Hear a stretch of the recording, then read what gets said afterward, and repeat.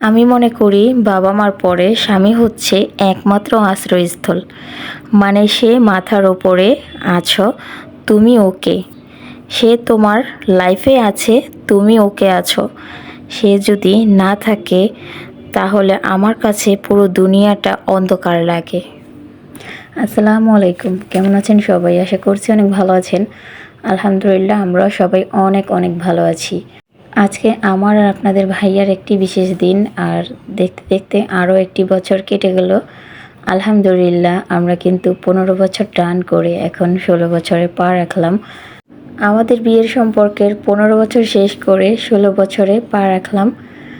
আলহামদুলিল্লাহ। তো আজকে কিন্তু আমাদের জন্য খুব বিশেষ একটা দিন। তো এই বিশেষ দিনটাকে আরও সুন্দর করার চেষ্টা। তো আপনাদের ভাইয়া যখন দোকান থেকে বাসায় আসলো তখনই কিন্তু আমি আগে থেকেই একটু রেডি হয়েছিলাম যে আজকে আপনার আর আমার এই দিনটার কথা আমরা কখনোই বলবো না, কারণ এই দিনে আমি আর আপনাদের ভাইয়া এক হয়েছিলাম। পবিত্র ভালোবাসার সম্পর্কের পরে বিয়ের সম্পর্কে আবদ্ধ হয়েছিলাম। আর এই যে এবার কিন্তু আমাদের সাথে আমার ছোট্ট জাদুমণিটাও আছে। আর আপনাদের ভাইয়া কিন্তু আমার সাথে সেরকম করে কখনো ভিডিও অথবা ছবি এগুলা তুলতে চায় না, কারণ খুব ব্যস্ত মানুষ। আমিও কোনো কিছুতে জোরাজুরি করি না। তারপরও আজকে আমার মন রাখাতে কিন্তু উনি আমি যা বলছিলাম তাই করছিল। আর এখন কিন্তু আমি আপনাদের ভাইয়ার কাছে গিফট চাচ্ছিলাম যে আমার গিফট কোথায়।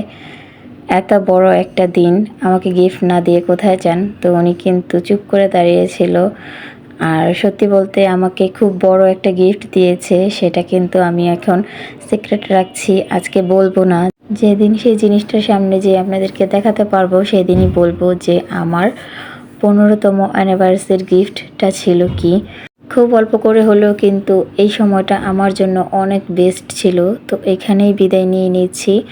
সবাই আমাদের জন্য দোয়া করবেন, সারাটা জীবন যেন দুজন দুজনের হয়ে সব সময় ভালো থাকতে পারি।